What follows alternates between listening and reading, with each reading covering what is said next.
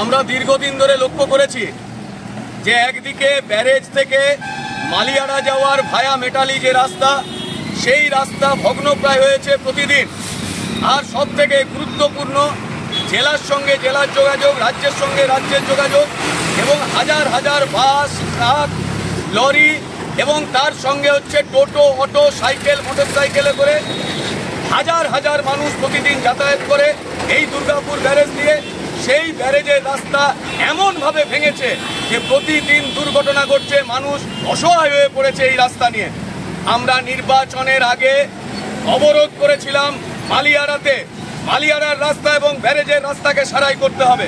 সেই দিনই আমরা বিকেল বেলায় ব্যারেজে আমরা পথসভা করে বিক্ষোভ করেছিলাম। বিডিও সাহেব এবং বড়জোড়া আইসি সাহেব আমাদেরকে কথা দিয়েছিলেন নির্বাচনের পর ব্যারেজের রাস্তা ভালোভাবে সংস্কার হবে। আমরা লক্ষ্য করেছি প্রতি বছর লোক দেখানো সারাই হয়, লুট হয়ে যায় টাকা সরকারের, আর আবার হচ্ছে ব্যারেজ আবার ভগ্নপ্রায় হয়ে যায়। আমরা অপেক্ষা করেছিলাম লোকসভা নির্বাচন এবং ফলাফলের পর।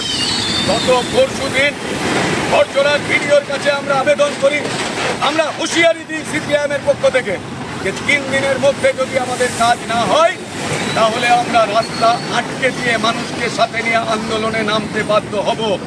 আইসি সাহেবকে বলা হয় আপনারা যা কথা দিয়েছিলেন তা হচ্ছে কার্যকরী করুন।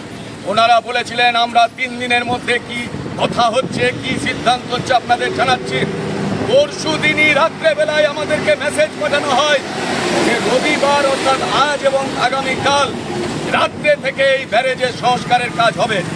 আমরা অভিনন্দন জানাই যারা এই কাজে আমাদেরকে সহযোগিতা করেছেন, আন্দোলনের পাশে থেকেছেন।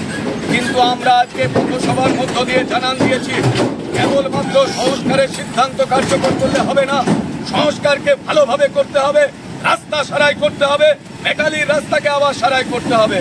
আর তা যদি ভালোভাবে না হয় তাহলে আমরা আবার বৃহত্তর আন্দোলনে যেতে বাধ্য হব। অন্যদিকে বড়জোড়ার পর আশুরিয়া মোড় থেকে সোনামুখীর যে রাস্তা, সেই রাস্তায় কালভার্ট ভেঙে বন্ধ হয়ে আছে। অনির্দিষ্টকালের জন্য বাস মালিকরা বাস বন্ধ রেখেছে গত পরশু থেকে। আমরা মেনে নিতে পারি না, অবিলম্বে কালভার্ট সারাই করতে হবে, না হলে হচ্ছে বড়জোড়াকে আমরা অবরুদ্ধ করব কয়েকটা দিনের মধ্যে। বাস মালিকদেরকে আমরা অনুরোধ করছি বাস চালাতে, কিন্তু তৃণমূলের অপদার্থ প্রশাসন এই একটা কালভার্ট সারাই করতে পারছে না, রাস্তা বন্ধ হয়ে গেছে, হুঁশ নেই। ওরা বালি, কয়লা, মোরাম, পাথর লুট নিয়েই ব্যস্ত আর নিজেদের ক্ষমতা নিয়েই ব্যস্ত। মানুষের জন্য সিপিআইএম আন্দোলনে আছে, আগামী দিনে মানুষকে সাথে নিয়ে আন্দোলন করবে। সেজন্য আমরা প্রাথমিকভাবে আজকে পথসভা করলাম। যদি কাজ না হয় তাহলে লাগাতার বৃহত্তর আন্দোলনে যেতে আমরা বাধ্য হব।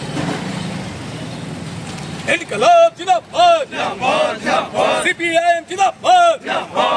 অবিলম্বে রাস্তা সারাই ভালোভাবে করতে হবে।